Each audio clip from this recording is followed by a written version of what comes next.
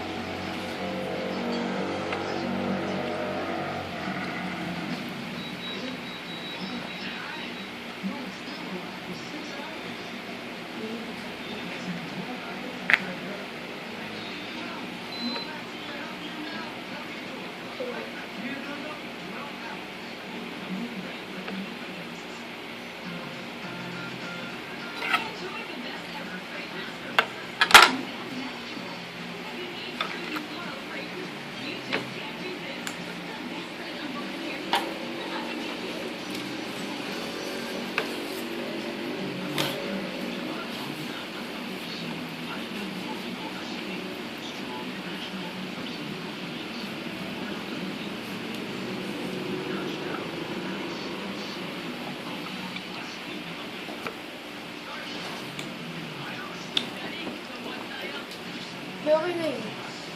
Kasupot, kasap mo na lang. Patuyuin ito at lagyan ng mantika sa loob ng orange.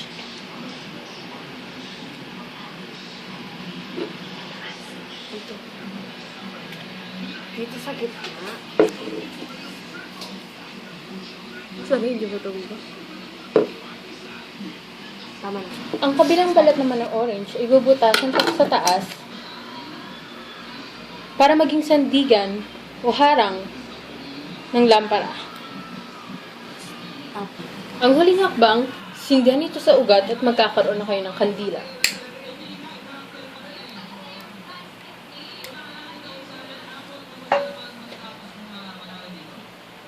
Tapos dito sa taas.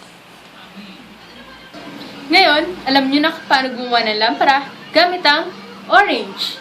May ilaw ka na. Mabango pa. I believe!